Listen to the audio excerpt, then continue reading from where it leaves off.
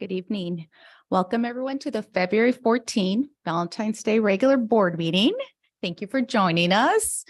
Hopefully your school-age children didn't end up with more candy than Valentine's Day cards, because mine did. We're going to open this meeting with the Pledge of Allegiance.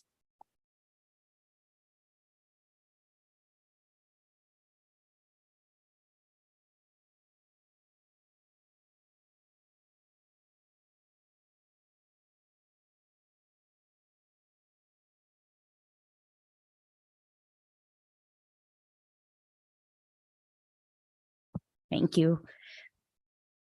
Esta junta se lleva a cabo en inglés, pero contamos con servicio de intérprete. Si alguien gusta hacer un comentario público o recibir explicaciones en español, por favor indique su necesidad. Should anyone wish to participate in citizen comments, you may still sign up by completing the citizen comment sheet at the entry of the room and turn it into Kim White. Virtual attendees had the opportunity to complete the online form before the meeting. At this time, are there any modifications to the agenda? Great. Hearing none, we're going to go ahead and move on to the consent agenda.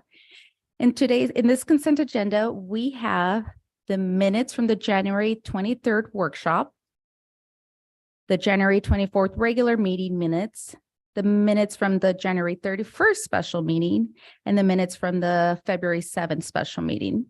We also have vouchers and payroll, personnel report, the surplus report, contracts, field trip request, and the enrollment report.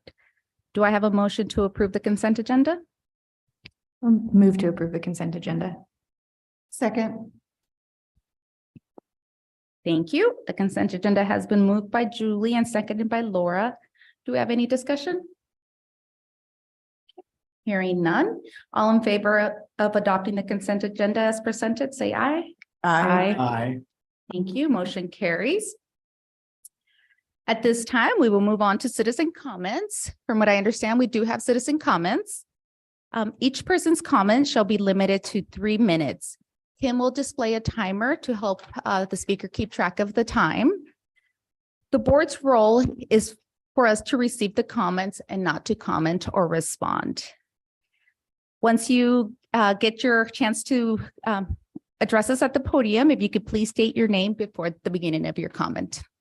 I'll let Kim call them out in order, and I believe we're going to go with our remote attendees first. Oh, I'm sorry. You want to do these first? Okay. All right, let's go with remote attendees first.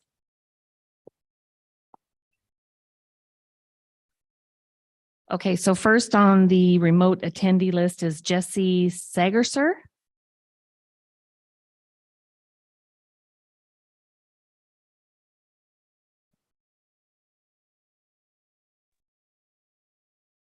Hello. Can you guys hear me? Yes. Okay. Thank you so much. I am a teacher at Wenatchee Internet Academy, and I appreciate the questions that you guys were asking yesterday in your discussion about budget. And I just wanted to give you a glimpse into some great things that are happening at Wenatchee Internet Academy. If we look at our student population, 61% of our students would say that they came to us because they were experiencing significant anxiety or bullying in their previous schools. And as a math teacher, I get to highlight some of the great things that are going on with our students in math at WIA. We are seriously invested in the big 6 goals that WSD has chosen for our students. And our students in the middle school program at WIA are getting ready for algebra. This progress has been shown by over 75% of our students exceeding their iReady growth goals, and over 50% of our students demonstrating more than a year of growth in just the first half of this year so far. Students who otherwise may have disengaged from learning due to anxiety, bullying, or other complicated family situations are closing gaps in math presently. They're going to be ready for algebra at this pace. And these students are growing and thriving at WIA. And this is fantastic news. So your investment in creating an alternative learning environment that is meeting the unique needs of our WSD students has added value to our district. Thank you so much. Thank you, Jessie.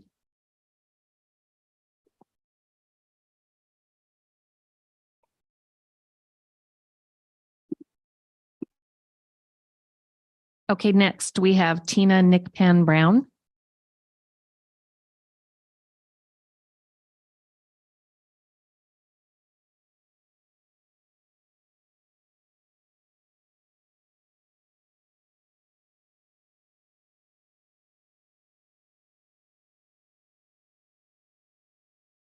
Good evening and hello, Max. I see you up there in front. I'm here to give everybody an idea about what WIA is.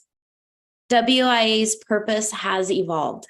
It was a place that was created as our community navigated through the pandemic to a school that continues to offer safety and individualization for our students. When students enroll in WIA, teachers schedule a personal Zoom meeting. This is an opportunity for families, the student, and the teachers to learn more about the learning path that'll be created. Teachers ask the student and families, tell us about your academic story. What are some of your challenges? There are many reasons families choose to enroll in WIA, but 5% of our families stated medical reasons. 19% of our families said it was because of bullying, either by teachers or their own peers. 33% of our families said they need the flexibility, they want the personalization, their kids feel safer online, and they know that their students' attendance will increase. 42% of our families, however, say they're attending because of high levels of anxiety or social impairments. This could be due to family trauma, bullying, or having the diagnosis of ADHD or autism. A typical day for a WIA student starts at 8:30 in the morning, and this is the time we gather on Zoom for our SEL lesson and morning connections. Students transition into a block of math instruction, then into a block of ELA, followed by a third block of STEM. We offer breaks that include breakout rooms for social interactions, and this whole class model ends at 12 p.m. Students and staff then have lunch from 12 to 12:30, and their afternoon time, 12:30 to 3, is individualized for our students. They may meet on Zoom with a special education teacher, ELL support para, in a small group or one-on-one with a teacher. But not when they're not meeting with a teacher, students are completing their assignments, Lexia units, and iReady lessons. Once a week, the teachers provide in-person activities at Westside High School, where our portable is located. This is to encourage social skills and interact with music, art, engineering, robotics, and PE, which is all provided through grant dollars. We're able to provide targeted academic interventions so that students get the help they need. No one falls through the cracks at WIA. Students complete over 80% of assignments, and attendance is outstanding. This is because our school provides rigor, family support, weekly and monthly progress reports, and family Zoom meetings to adjust interventions and instruction. WIA is a place where students are supported and feel safe to learn. In fact, in the last 2 months, we have welcomed back students who returned to the traditional setting and found that they were more comfortable with our model of learning. Thank you. Thank you, Tina.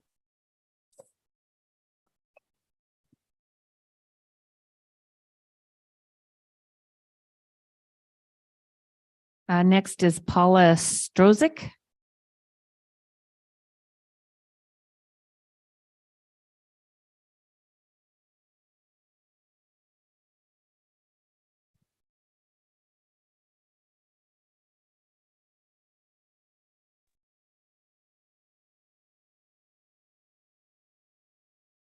Board members, thank you for the opportunity to comment tonight. Across the room from you is our district's promise.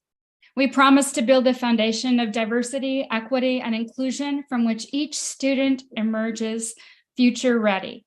I'm here tonight to proudly share with you that our school, WIA, fulfills that promise each and every day. Our district's website recognizes that our students come to us with different lived experiences, starting points, and needs, and we believe every student has limitless potential and deserves an education that will help them reach their academic and career goals, whatever they may be. That is exactly what our school does. While we are a small school, our student population includes a large number of students who have not found success in our traditional school system. With the belonging and the connection that our teachers build, with the high quality instruction that they provide that meets students where they are, that involves relevant learning with an emphasis on STEM, our students are experiencing success that they've not been able to experience in their brick and mortar schools. As you consider the difficult decisions that you need to make in the coming weeks surrounding our budget cuts, I would like you to know that our school leads the way in our district's promise and meets the needs of those who our traditional system has excluded or whose unique learning and social emotional needs are not able to be met within a traditional school system. Like our students who struggle with anxiety or home insecurity that keep them from attending a traditional school, yet they will attend virtually. Like a student who has overcome a speech impediment who now talks openly daily in class. Like siblings who experience acute anxiety and attendance issues who now attend every single day and enjoy weekly on-site activities. Like a student who was a non-reader who now volunteers to read in class. Like students who disrupted their brick and mortar classes daily with behavior outbursts, now engage actively as learned students. Like students with IEPs who are experiencing success with grade level material. Families engage and they partner with us and they report their children who have failed in traditional school are finally experiencing success. Diversity, equity, and inclusion is embraced at the Wenatchee Internet Academy. Thank you for your continued investment toward this promise. Thank you, Paula.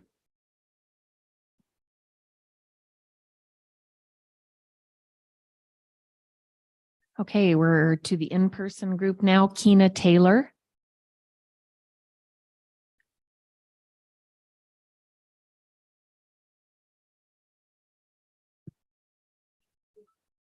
Now we need it to be on. Yeah. Oh, it's on. Okay. Hi, everyone. Thank you for your time tonight. My name's Keena Taylor. I am here. I'm Max Meyer's mom. He is an attendee of WIA. And I honestly couldn't have said it any better than the last two remote attendees. But what I can say from personal experience is that we did not have success in the brick and mortar schools. And having an IEP not met by the district was a very frustrating experience as a family. And we are having ultimate success right now in WIA. And Max is blossomed with his social interactions with students, and he is grade level or beyond where he started the school in WIA. He was a little lagging because we had such a hard time in the district schools.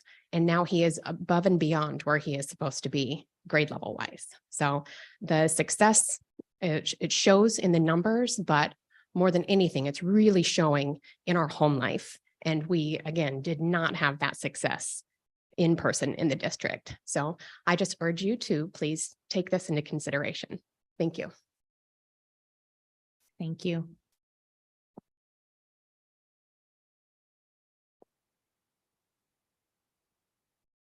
Okay, next, Denton Meyer.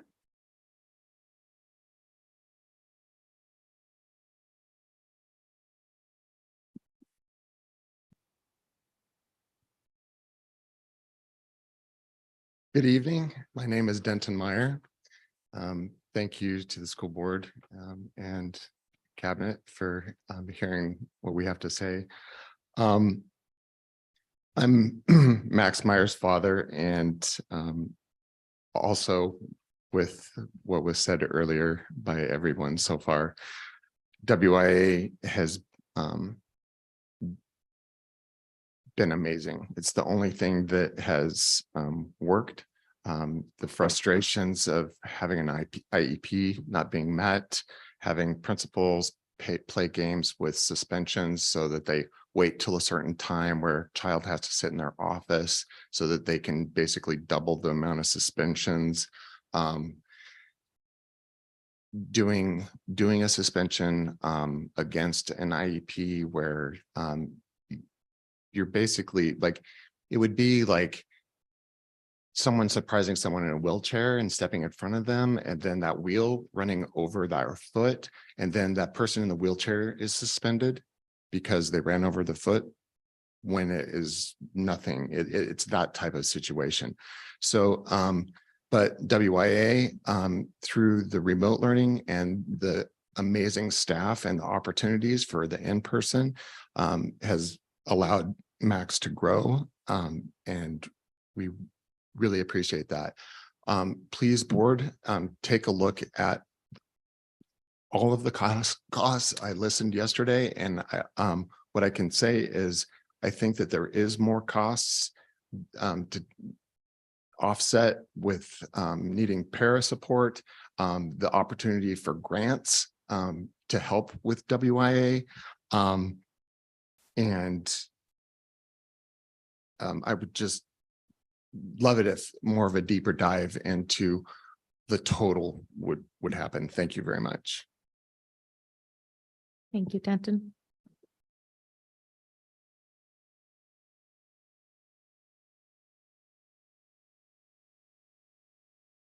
Now we have Max Meyer.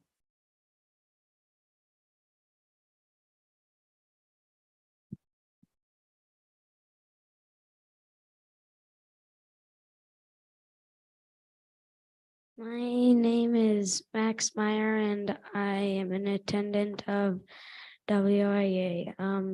The last two schools I have gone to just didn't work out for me, but WIA is the only school that really did work for me. And my teacher, Miss Brown, is really amazing, and I just really, really like it. That's all. Thank you, Max. We love hearing from students. So thank you for telling us your story. Next, we have Lori Wisemore.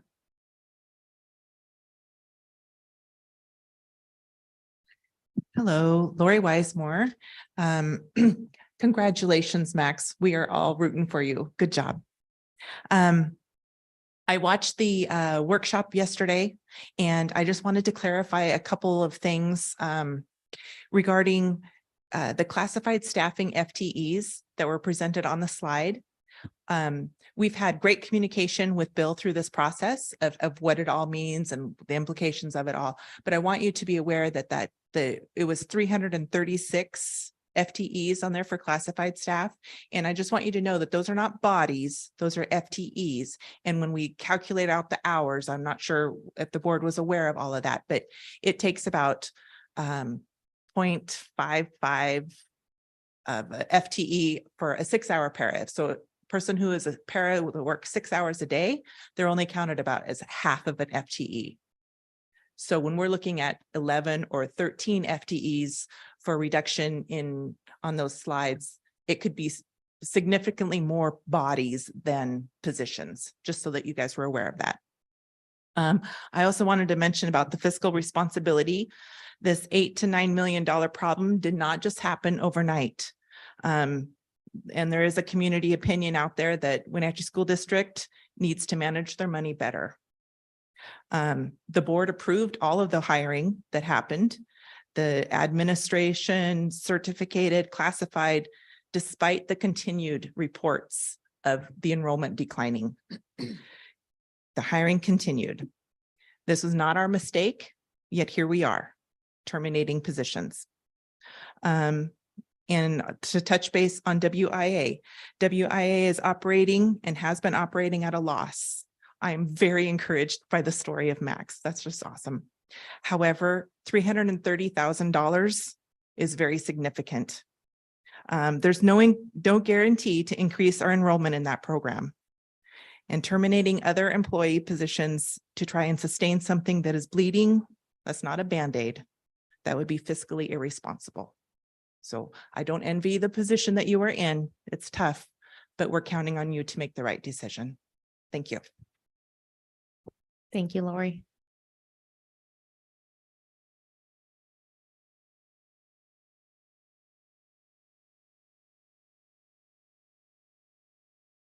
Next is Jake Quilter.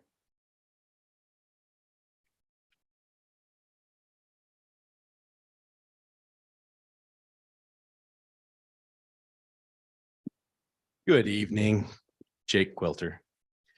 I have been an employee of the district for over half my life, more than 23 years. And in that time, I've seen 4 superintendents, numerous financial officers, administrators, and this is the first time in my tenure, and I've been in union representation for 22 of the 23 years I've been here and working with admin. It's the first time there's been complete transparency, I feel, in what's going on, which is encouraging to me because we have a perception among the community and among staff that things are poorly run. So this is encouraging. So that's my one hat as an employee, and I appreciate the transparency because it involves all of us. We all become owners of part of that process. It encourages our participation, great ideas, and not just frustration and anger. So second hat, we change that off, and parent hat. I have 6 children. I have 3 currently enrolled, 1 in elementary, 1 in middle school, and 1 in high school. And next year I'll have another elementary student starting.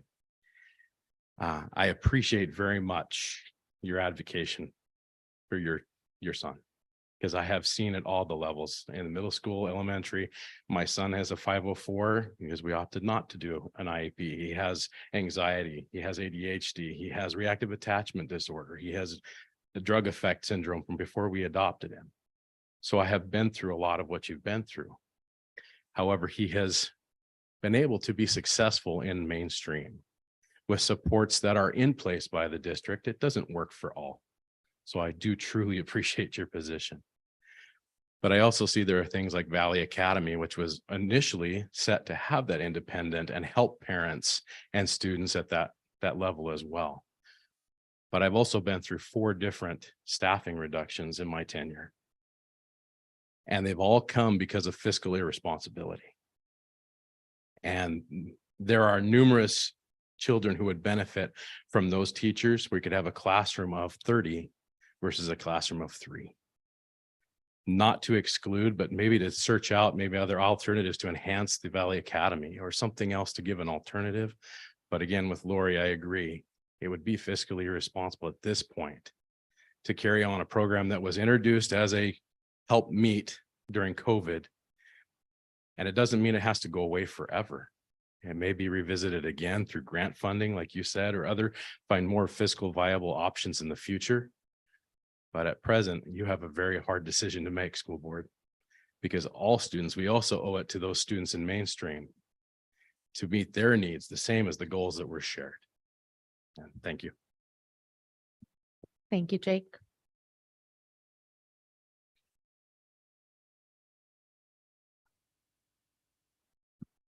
Monica Christensen.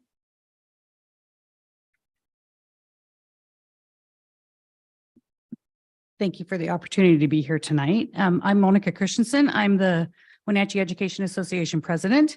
And really, I'm just speaking directly to the board and to let you know how much I have appreciated the communication transparency between Superintendent Eagle, the cabinet, and our bargaining unit leaders, the presidents.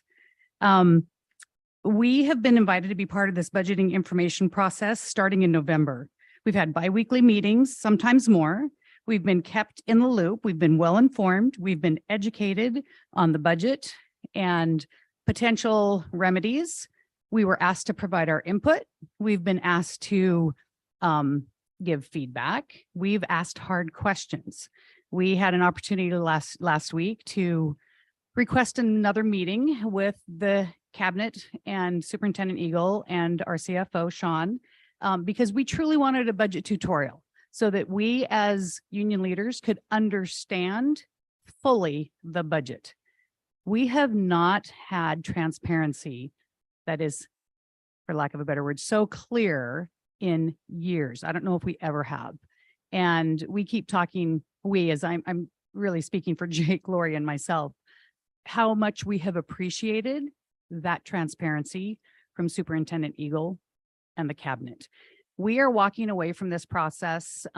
It's an icky process. We knew coming into this year, this was not going to be pleasant, and it would have been made much more unpleasant without that transparency. We did not feel that this has been adversarial in any way, and it could have been made to feel that way. So this is just a thank you to Bill, the cabinet, and this collaborative process that we've had. And we really hope that we continue this process moving forward with our new superintendent. Thank you, Monica.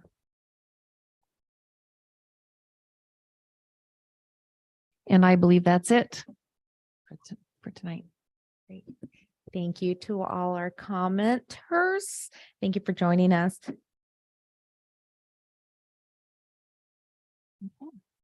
Next on our agenda, we have a couple items for discussion.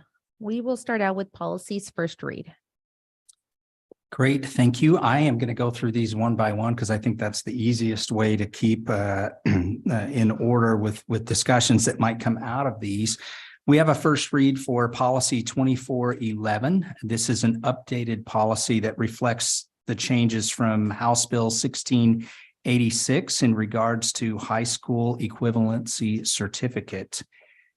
The changes include replacing the term certificate of educational competence with high school equivalency certificate. And the policy was also updated to better reflect some current regulations that are in the WACs.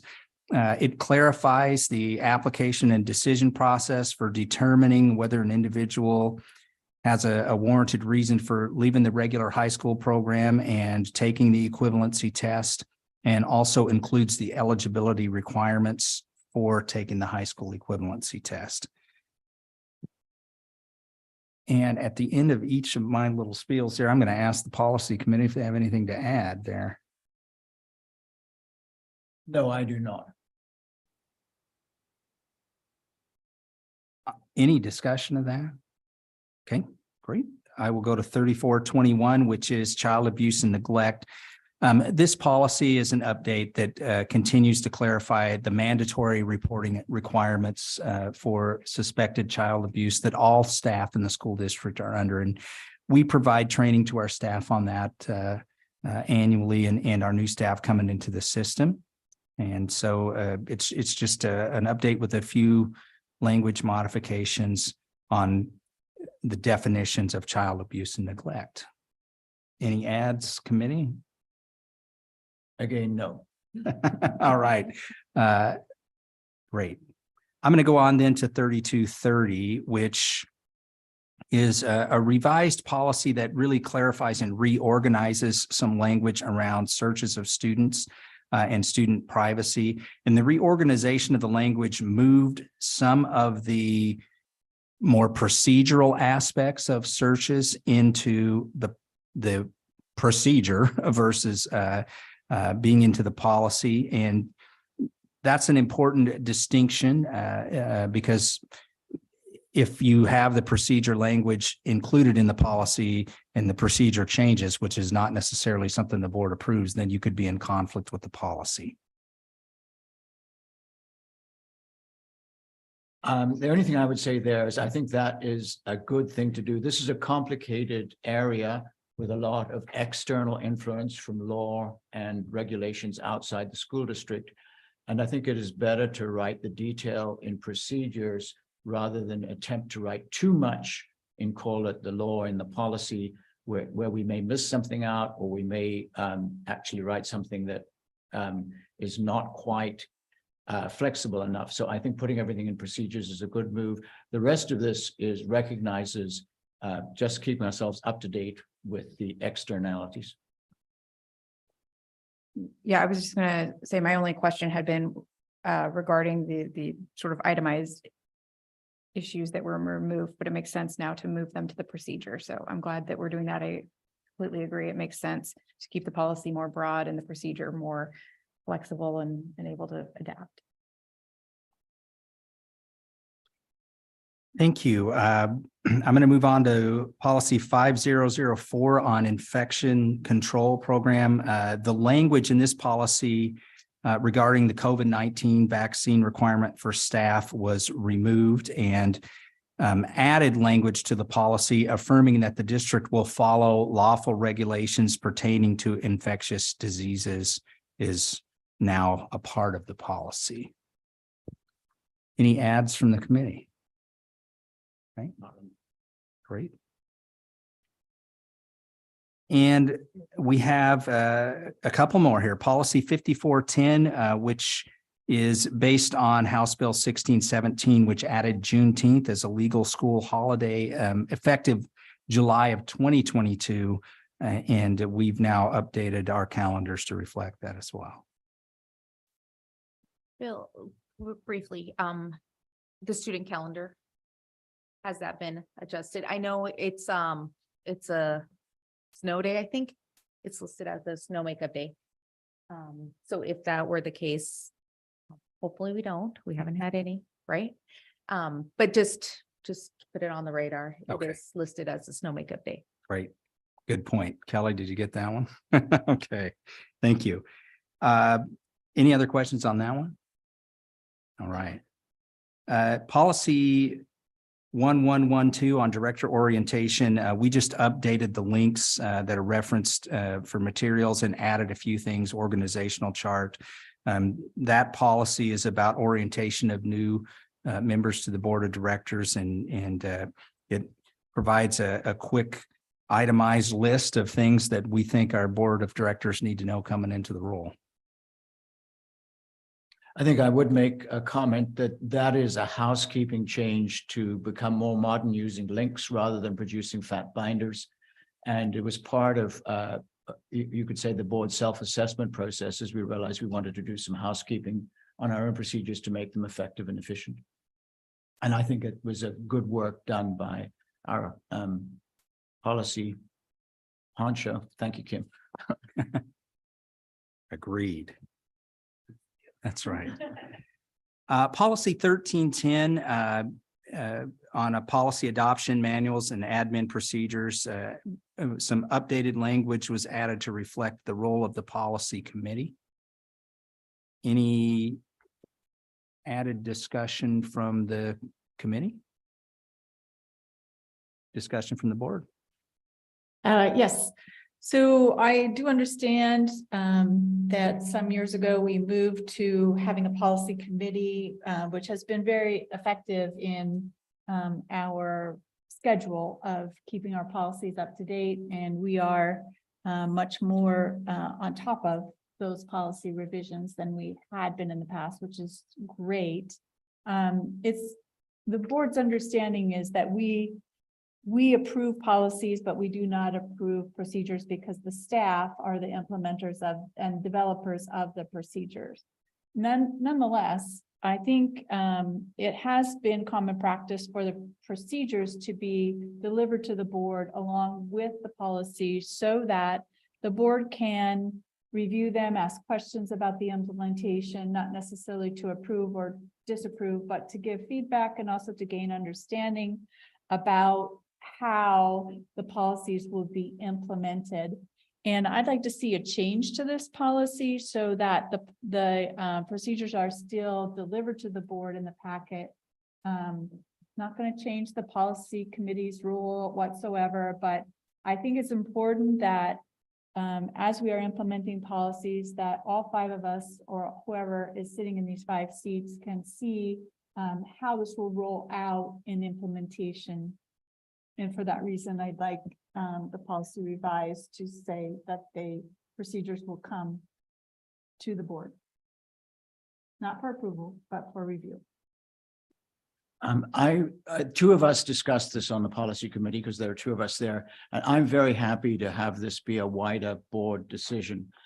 This is also part of what we were reaching for, two areas. One is to not overburden the amount of review, and the other one is in some areas to bring us into tighter compliance and more timely compliance with everything. So there is the difference between policies that require approval, procedures that are revised by the administration, and require communication.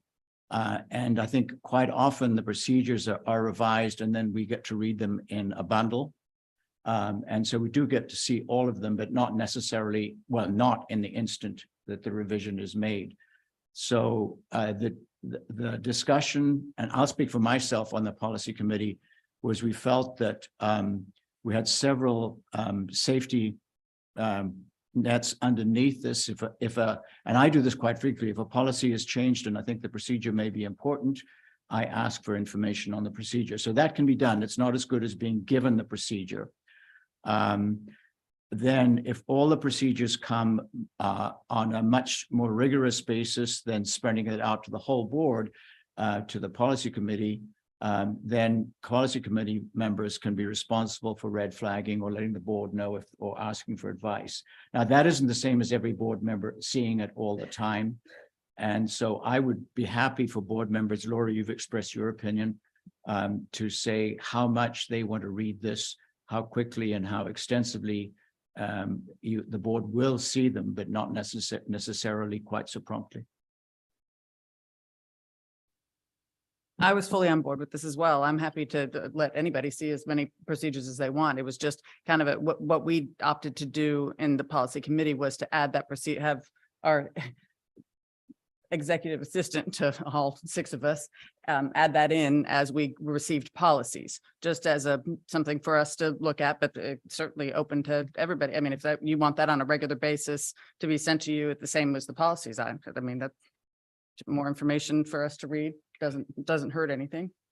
So I was completely on board with it. But for Martin and I, we definitely wanted to see those procedures. And so that's why we requested that to come when we got our policy committee packet. So, but there's no reason everybody can't get it. I wouldn't be opposed to receiving them as well. I just think of policy procedures that obviously our policies tie into the procedures. And so if oftentimes they make reference to them, to have them and to have a look at them, I think is beneficial to the board. But there's also procedures that are controversial or have a difference of opinion in the community, this parents. So having those passed through the board is beneficial in my opinion. Yeah, I am on board. I think we should probably see some of the procedures as well, just to make sure if there are any questions or concerns we have about the implementation, we're either prepared for them or just have an idea. Like tonight, having the procedure in front of me would have shown me that these things have been moved to the procedure versus completely axed out of the policy. So easy explanation, but just would have been probably helpful to see, although I agree it makes for more reading. I think having sounded out the board, and it sounds like the majority or consensus of the board is that they would like timely information on all of the procedures. And what we'd have to do is ask our executive assistant and Kim to work out a mechanism to do that efficiently. And that actually that would mean we go back to the black print on, not the green print, on this particular 1310. When it gets presented to the board, and then we would have to work out a mechanism of doing it conveniently for everybody. I'm just guessing that's what the board is saying. Okay. If I could just make an additional request, in the cover sheet of the policy that are presented, there used to be a column that had new, updated, essential, optional. Can we add that column back? Thank you.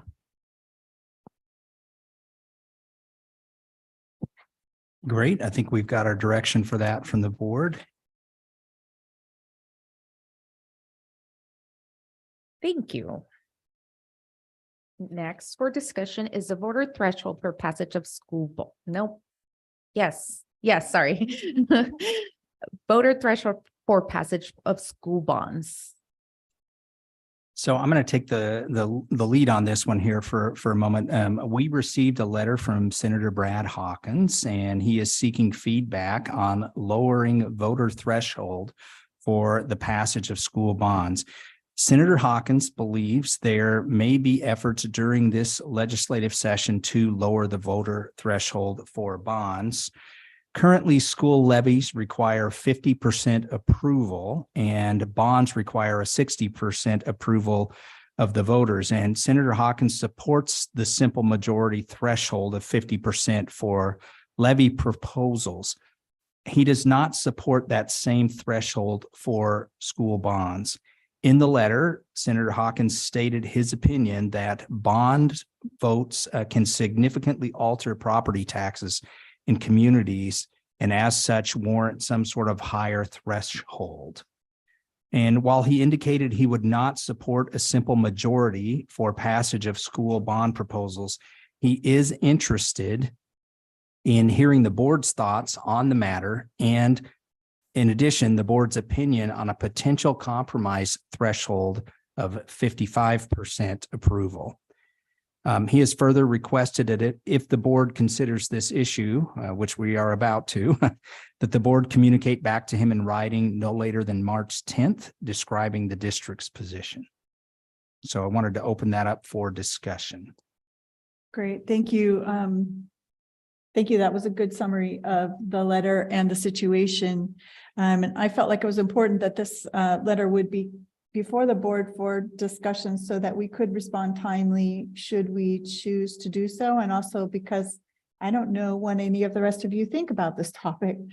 And the only place we have to explore that is here. So I'm going to kick that off. I am glad that he supports the simple majority on levies. That makes absolute sense to me.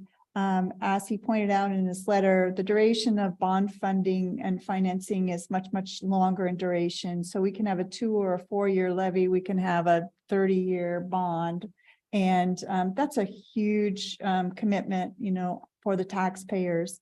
It's always disappointing when you go out for a bond and, you know, lose it by a percentage or two under 60, and been on many of those bond committees, and it costs a lot of money to go back out. But you know, communication with the district is with the community is super important. Transparency is important. I personally would support a compromise of 55% because I think the threshold should be higher. 60% maybe is a little too high. So that's where I am. I too agree with Senator Brad Hawkins that because it does have a more significant impact on our taxpayers, a simple majority may not be the right answer. But I, like Laura mentioned, our district has lost a couple bonds because of that one or just a handful of votes. I also agree that a 55% threshold is a really good compromise, and I would be willing to support the proposal.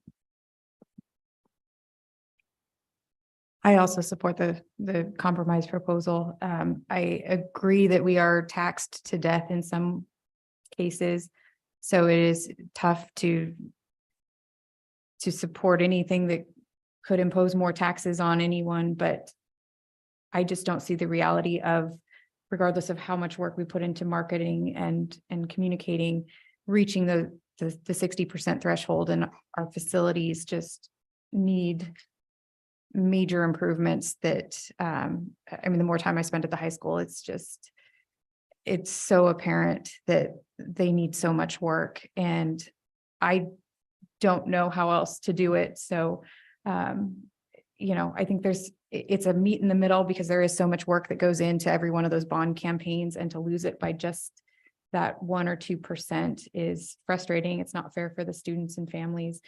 You know, at the same time, it's hard to shoulder the burden on our community with more taxes, but I do agree that a split the baby approach and 55% threshold for a bond proposal is reasonable to me and stands a better chance of getting the facilities what they need, but having requiring more community buy-in. So I'll go next then. I want to kind of go from context a little bit. I think Senator Hawkins talks about a higher hurdle, forcing bond requests to be, in his words, reasonable. And I think that is a good position, a logical position and justified. You know, when you look at education, you can simply talk about the learning, the instruction, the curriculum, but none of that works very well without adequate physical environment, the facilities and the tools, and also the human environment as well. The way we can nurture and create a human environment in the schools that works. So we're talking about the physical and structural environment with bonds. And I think it's really essential. And I would agree with that 60% is a higher than necessary percentage. I would see 55 as a minimum. I think it does need to be something that forces us to think, plan, and be hard-nosed about what we do.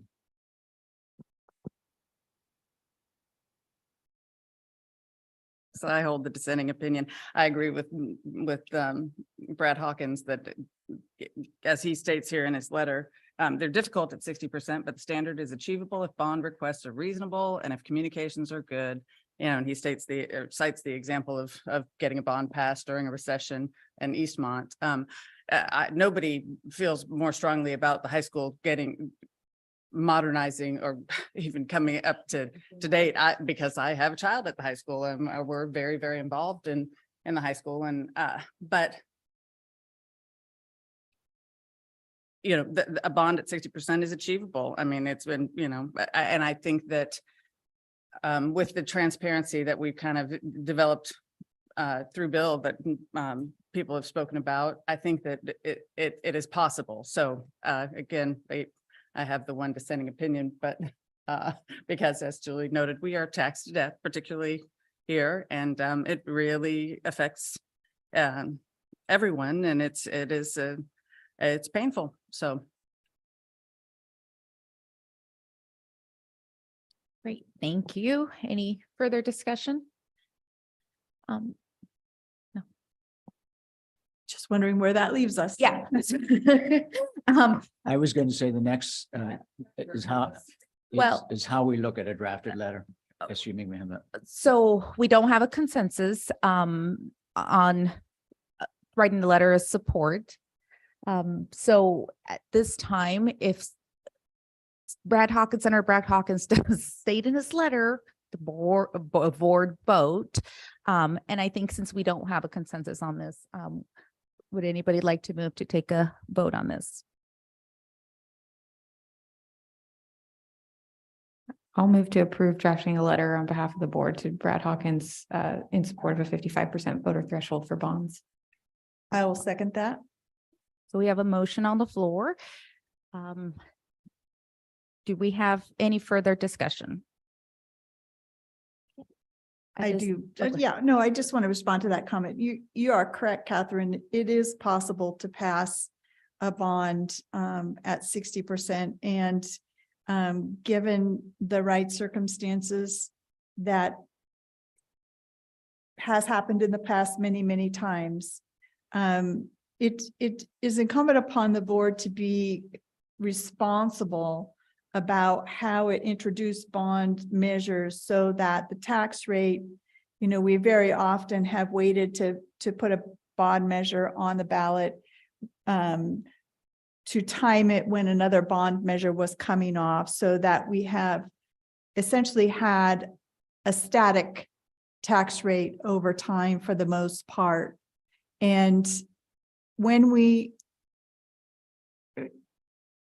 even if we reduce the percentage to 55%, that doesn't remove the responsibility from the board to put out responsible bonds and to manage the ask, of the voters in a reasonable manner.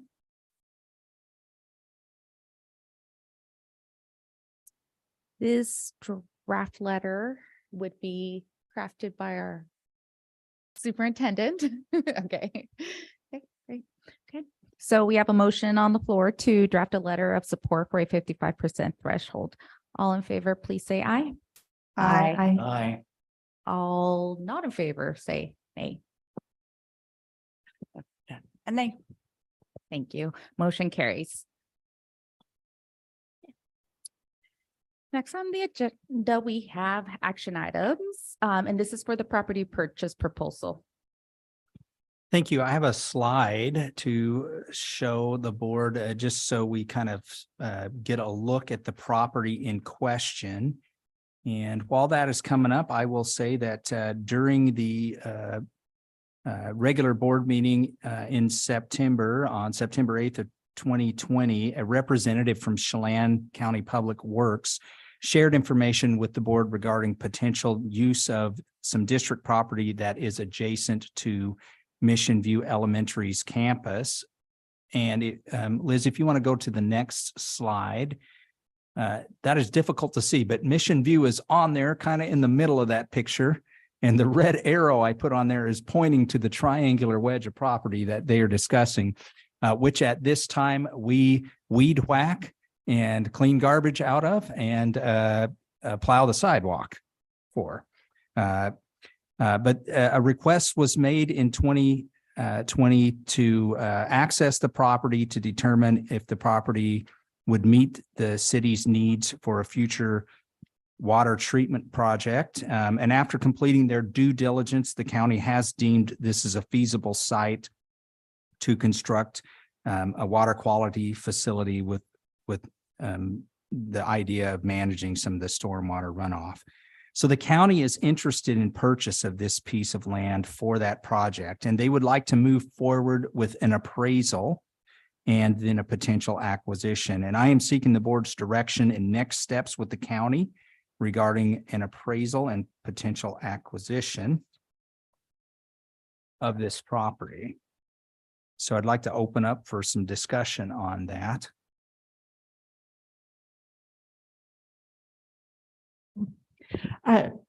So we did look at this some time ago, as you mentioned, and the district has no use for this property. It's across the street from the school. It's not suitable for parking or any other purpose. It's not suitable for playground, or so there's no reason. I'm actually grateful that the county is interested in coming and taking it off our hands, because not only will it put a few capital dollars into our account, but it sounds like it will save us some M&O money that could be used elsewhere. And I would agree with that. And that also, I think, is the what was discussed last time. The only other thing I would do, and it would come downstream, is when you have a storm basin like that, depending on how it's designed, engineering, how deep it is, how long water will sit in it, you may have a safety hazard. And so it's very important to design that, especially near an elementary school, with adequate fencing controls and make sure that you can't have any accidents. And so I would bring that up with the county. It comes later in the stage. It might affect the cost of their construction. I imagine actually they know exactly what to do to be safe. But we want to make sure as a school district that we have a very safe stormwater pond. And I may be wrong. It may be a drainage pond that does not have any hazards. I don't know. But if it's one that carries enough water for somebody to get into, we want to make sure it's safe.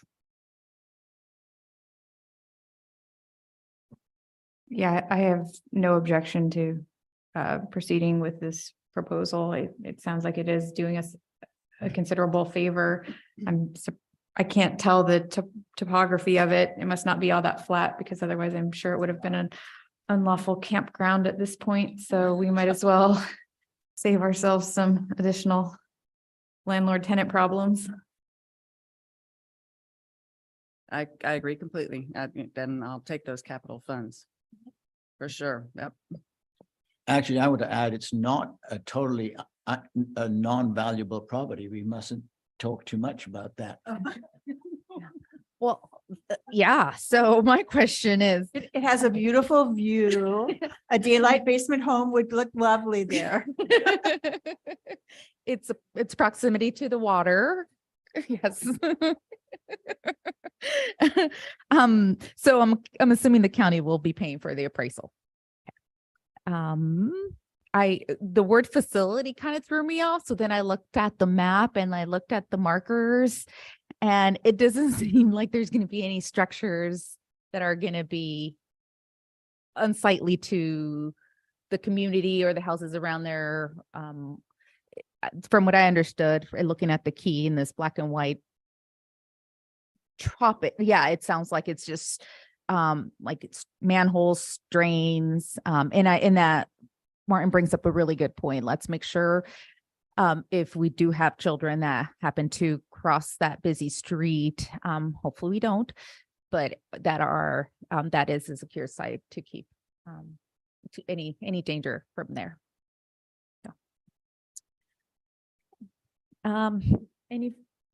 Do we have a motion to allow the county to move forward with an appraisal of the property and move to direct the superintendent to enter into negotiations with the county regarding the sale of the property as presented? I would move that motion as you stated it in words. And I'll second it. Thank you. We have a motion by Martin and second by Catherine. Any further discussion? All in favor of allowing the county to move forward with an appraisal of the property and move to direct the superintendent to enter into negotiations with the county regarding the sale of the property, please say aye. Aye. Okay, motion carries. Next, we have the superintendent report. Well, here's my Valentine's Day report. So I want to start by thanking everyone who took the time during our citizens comment section of the agenda this evening. The budget scenarios presented to the board on February 13th and the discussion around those scenarios is available on our website in video format, and the slide presentation, including the actual amounts that are associated with each of the scenarios, is also available in the board packet for that February 13th workshop. And I want to encourage interested members of our community and staff to view those details if they haven't yet.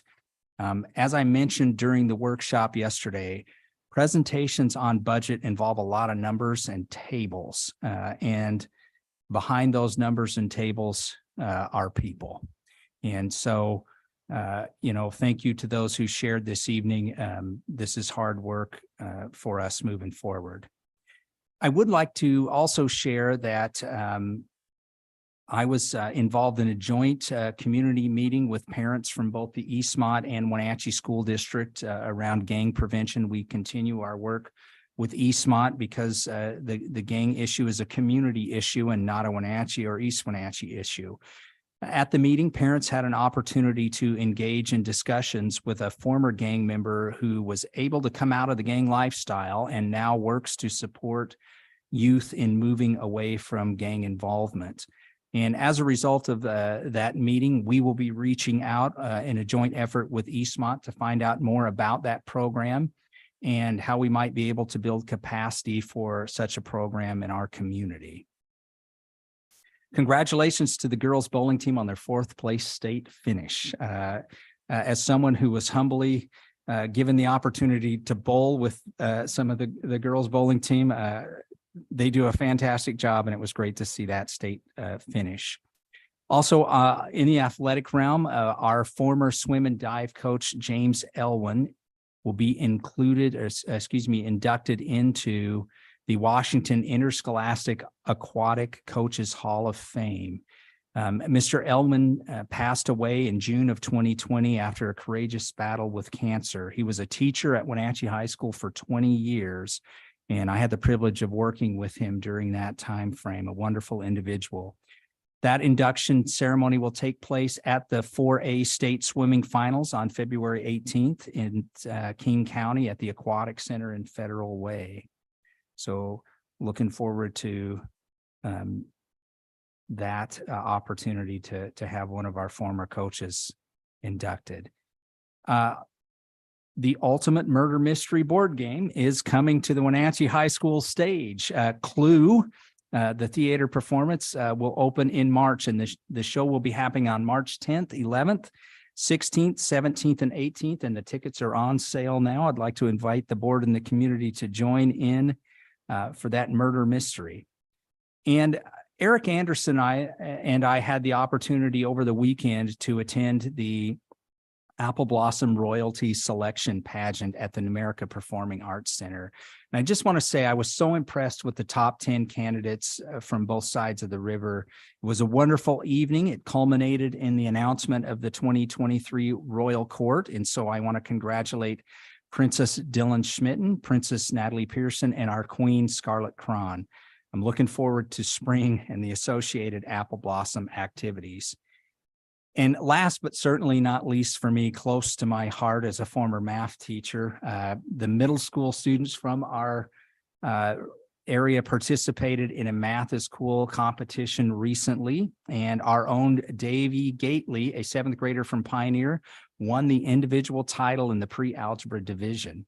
Foothill's 6th grade and 8th grade teams also placed first in their division, and the 7th grade team placed second in their division. So congratulations to all of those mathletes. And that is my Valentine's Day report. Thank you, Bill. Next, we're on to board communication. Who wants to start? Anybody? I'll go first then. I like to sometimes talk about parts of the school district that are not that visible, but really need honor and deserve honor. The first one was a total accident. We talk about partnership in the strategic plan. I was a community organization partner with some activity at Mission View, and I was trading off some paperwork and by accident walked into the biweekly family advocate meeting to do that. And, you know, I think of the family advocates in one way. You can say they're the glue that hold everything together in the elementary and middle schools. They're also the connections. And then I would roll in the graduation specialists to do the similar work in the high school. It's a formidable group of people. And I just wanted to say that I watched their meeting. Each of them talked about a success and a challenge. And I won't say anything more than that, that you do achieve things and you face challenges.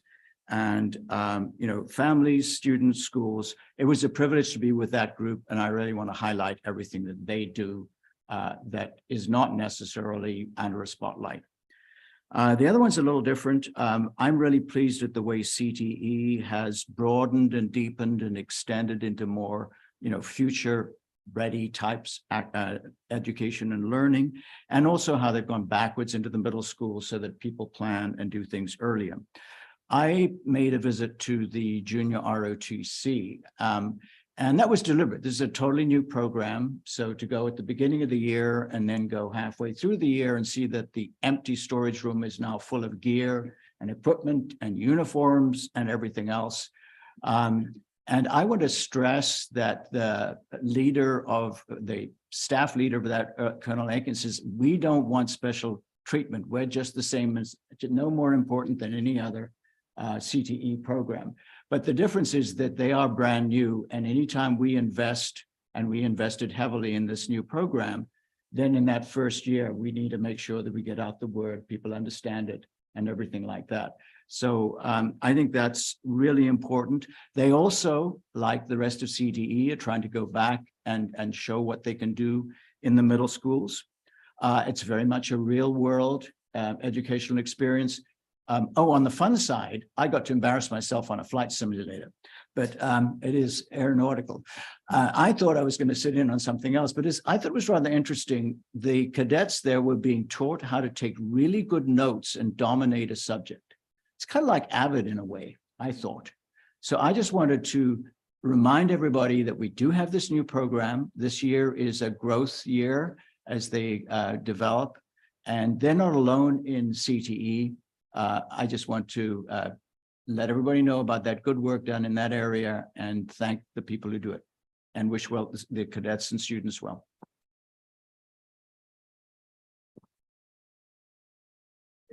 I did, sorry, took me a second to click into this, but prior to our last board meeting, I meant to mention that I did go to the winter STEM camp at the YMCA at Tina Nick Van Brown's invitation. I got to see Max there. And I observed a very, very, very energetic lesson by, I think it's Bob Bauer on the salmon. That was, and also Tracy Galb doing a lesson on origami and Japanese language, which he tied into learning about words associated with the outdoors, and then got to see them all having some free time outside. They showed me their cabins and, you know, doing fun little winter things. And Tina, I can't say enough about Tina's enthusiasm, her hard work and dedication for that program. It wouldn't be anything if it wasn't for her, and the kids were all there having a really great time. She had a ton of parent volunteers staying in the cabins and supervising the kiddos, and I've always appreciated experiential ed and got to see it in action, so that was great.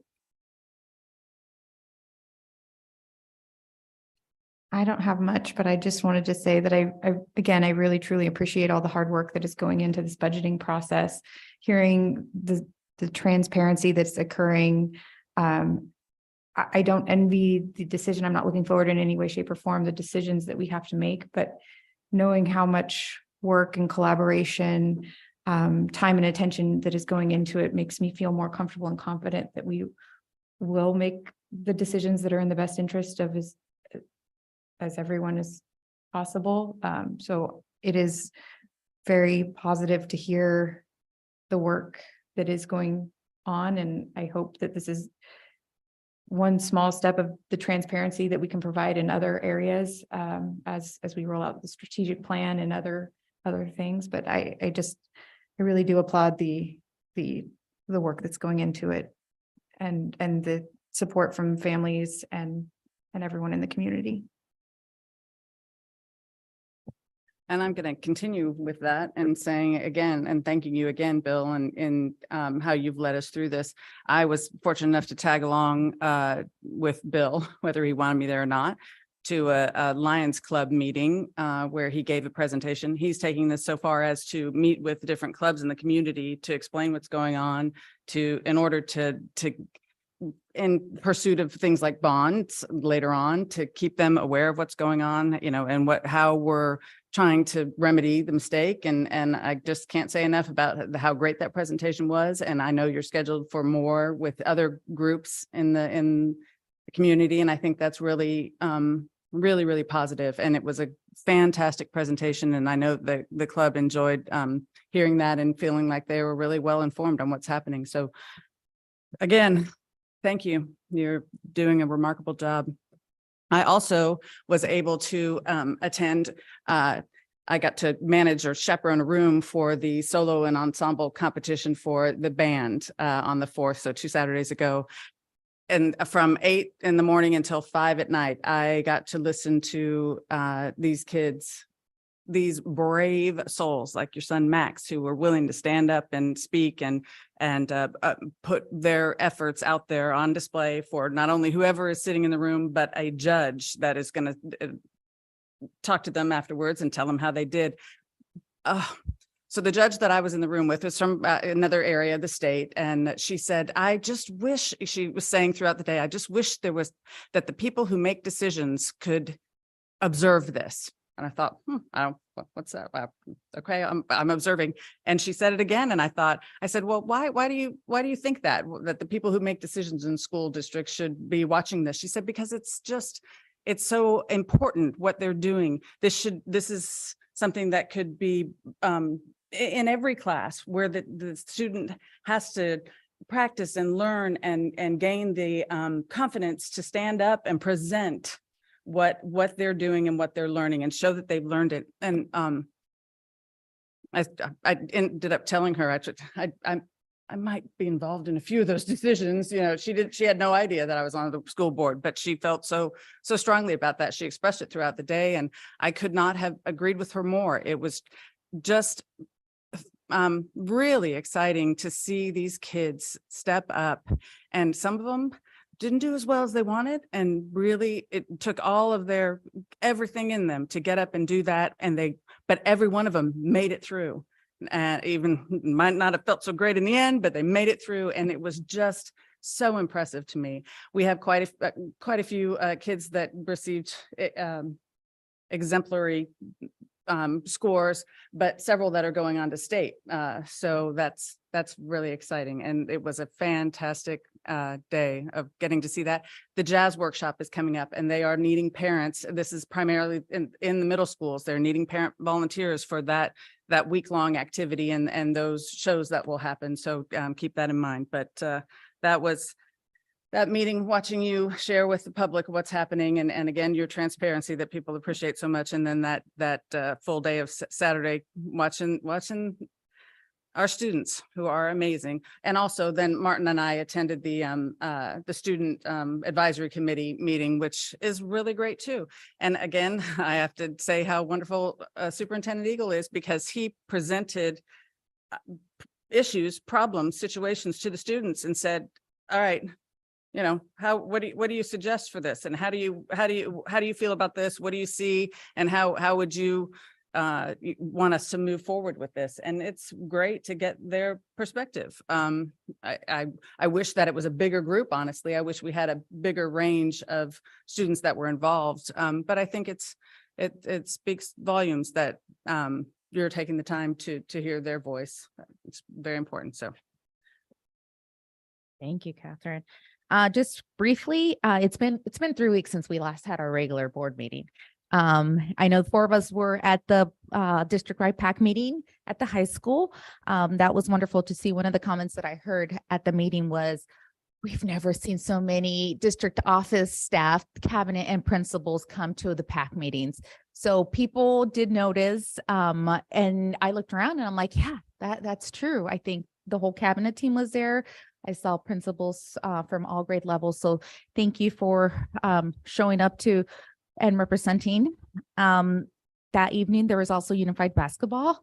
That was my first game I'd been to, and that was fabulous to watch. It was the support from the community, from the students, it was just a very awesome event, and I plan to go to more. And then lastly on this topic is I got to go to the radio station with Mr. Lopez last Wednesday to talk about the superintendent search and also the role of the board. And again, you know, I encourage our listeners, it is a somewhat bilingual program. It's on, what's the dial station? We'll get back to you on that. But it's at 7 o'clock in the morning. And he just does a really good job. Just talks about the announcements of the district, what's happening. And like I said, call me up anytime. I'd be happy to be a guest. And next I want to provide an update on the superintendent search. Again, it's been 3 weeks since our last regular board meeting. Although feels like we've been living and sleeping here. So since the last regular board meeting on January 24th, the board meeting met on January 31st to have a special meeting during an executive session. The consultants joined the board, Dr. Lauder and Dr. Valderas. We had the opportunity to discuss the applicants of 6 superintendent candidates that were brought forward by McPherson and Jacobson. On February 7th, the board took action to interview 4 semifinalist candidates. Those interviews were conducted on February 8th and February 9th. And then on the evening of February 9th, during the special meeting, the board unanimously voted to move forward as finalists for superintendent, Dr. Corey Kelleher, Dr. Nicholas Wade, and Tavis Peterson. Next, the finalists for superintendent will be visiting the school district on Tuesday, February 21st, Thursday, February 23rd, and Monday, February 22nd. Each candidate has been assigned a date. You can find all this information on the district website it's actually a header on the homepage of the district website. During their visits, they will be meeting with different stakeholder groups inside the district as well as outside the district. They will be getting some building tours.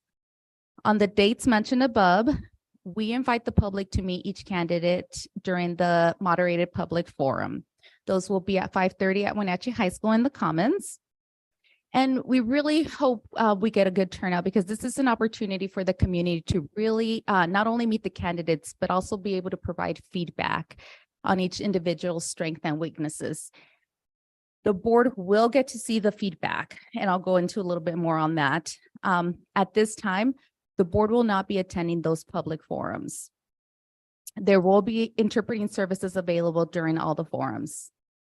That same evening that the candidates visit the district, the board will will have dinner with the candidate and their spouse if they choose to, and then that will follow by a board interview. The feedback from the community forums and the other meetings that the candidates will engage in, that data will become available to the board on the Friday of February 23rd. On the morning of February 28th, sorry. The board will review the feedback, and then we will hold a special meeting on March 1st at 3 p.m. At that meeting, there may be possible action. I would like to thank everyone that applied to serve on the stakeholder interview committee. From what I've heard, we had a great turnout. Those elected to participate will be notified by tomorrow by 5 o'clock. And I thank the committee in advance for their time and commitment to serve on this very important committee. I think in general, that wraps up the kind of summary of what we've done and how we're going to move forward. Do we have any questions or discussion?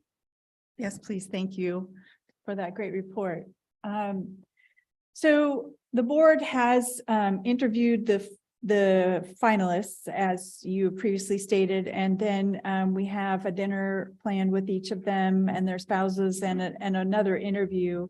The community forum meetings that are occurring at the high school, I think that it is important for the board not only to interview the candidates. Well, we've interviewed them all on Zoom prior. We're going to meet with them face to face and do a little socializing, but I feel like it's important for the board to see how the candidates interact with the community. We've done that in previous hirings. We've stood in the back of the room, just observed, not participated. I'd like the board to consider adjusting the format so that the board members, should they so desire, to come and sit in the back of the room or stand in the back of the room, the community forum meetings, that we would be allowed, if you will, to do that. And I'd like the board I offer that for consideration. I absolutely agree. I absolutely would like to be there. I'm not even sure where it came about that we, as you said, are allowed or not allowed, but I think it's very important. I'd definitely like to be there. For some reason, when we started this process, I thought these community meetings would be recorded or something, and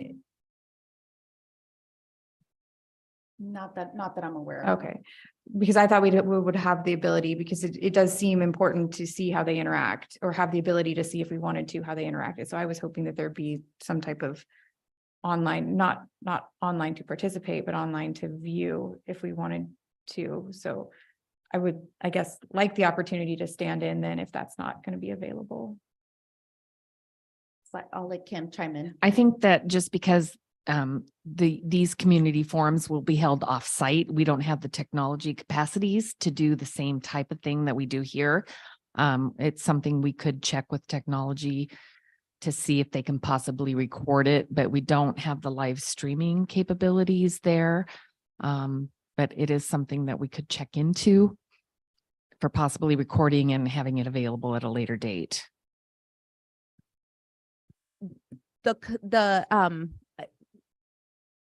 I recall us discussing this briefly with Dr. Steve Lauder in regards to, normally the board doesn't attend the public forums. If that's a direction we're going to take now, we would have to do a public meeting because we're all going to be conducting board business if we have more than 2 board members attend. And so I think it would be only fair that if one request, we obviously, give the option to others. So we can't, I feel like we can't just have two. It would be a disadvantage for the board members that would not be able to attend if we don't have an open public meeting. I would fully expect that the board members would not gather together, that we would observe separately and individually. And if it's necessary legally to declare that as a public meeting, I don't have a problem with that, but it would be my expectation of all of us that we stay separate and don't discuss the candidates in that forum. We attended the PAC meeting and stayed apart. I think that worked very well. I think we can manage that again. Yeah, my concern is board business. So any discussion would be considered board business, right? So if you're engaging with a parent about candidate or the process, now it becomes a meeting. So regardless, I think we would. It's only a meeting if it's the 3 of us engage in the discussion of board business. So individual board members can discuss with a parent at the meeting. We just can't discuss three or more of us together. Right. Correct. So I believe that our consultants recommended that we do not participate in the group meetings so that we do not influence the content of those meetings in any way. That's what I remember. So I actually could probably be pushed like left or right on this, but I do think that that is really, really important. And when you have a forum and a board member enters in it or sits in a table, it takes it out of being neutral and independent. And I think they're right that way. Whether we could be flies on the wall, which is, I imagine is totally possible, and whether that would be helpful, whether we'd really learn very much from that. I mean, I think if individual board members thought that was possible, then we would want to make sure that this was a totally level playing field in every way, and that what we were doing was observing interaction and not influencing a forum.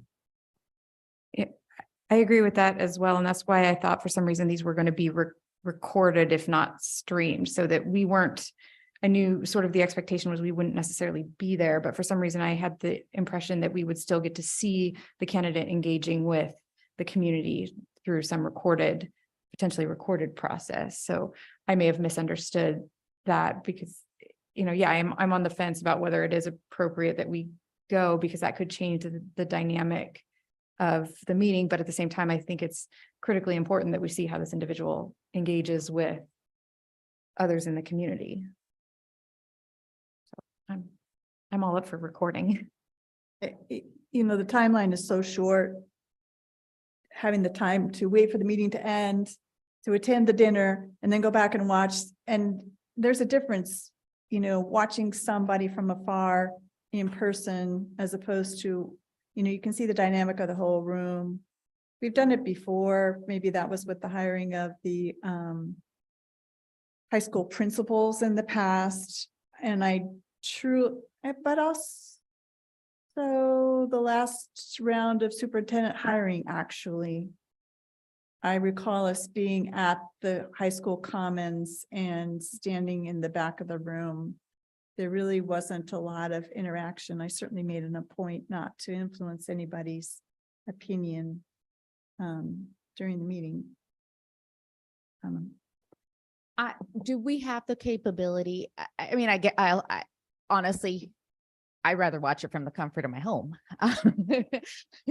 But at the same time, do we have the capabilities at the high school to live stream it? Because I have been asked that question. Is it going to be live streamed? Because I teach in the evening, specifically to a West Side staff member. Is there an option for it to be live stream, I guess? In talking with Ron Brown, it would be tough, but possibly doable. So it would be a stretch, but if that's what the board wants, then I think he could look into that capability.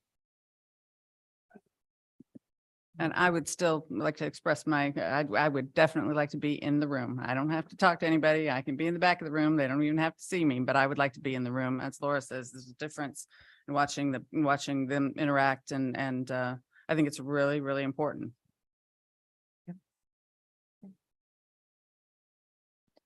I think if a significant number, I was going to say plurality, but I'm not even sure of that. If we have people, who are ambivalent and a couple who strongly feel that they want to observe, then I think we should probably go there. And I think without having any decisions, we can work out that the staff can work out a mechanism for us to do that. What we would have to do is commit that we were basically invisible, not participating. If it was possible, it's going to be in the comments. Is that right? I'm trying to remember. Yeah. So, I mean, we have filmed events at the high school on the stage. I don't know about the streaming after that, but so even though I'm sitting on the fence and would be happy, not happy, but I would accept either way. I think good judgment can be made with us not participating. But I think if a significant number of the board feels that it's important for their judgment to see firsthand, then we should do it, but ask for a mechanism that keeps us pretty much ideally behind a one-way mirror watching is the way I would look at it. It's not practical, but basically we need to be disciplined about this. Yeah, I completely agree. I don't support the idea of it. It was I don't believe it's common practice. It was not the recommendation of the search firm that the board doesn't attend. But I also think that if it's going to be open to the board members, then in all fairness, we should it's kind of come one, come all, right? Because we want to make sure that we're all getting the opportunity to view them in this format. But yeah, we have to be very strategic as to our presence there.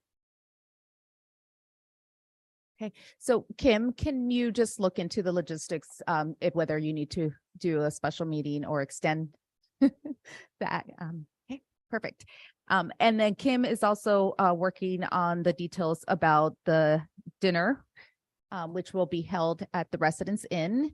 That will also be a special meeting. So 2 special meetings in a day?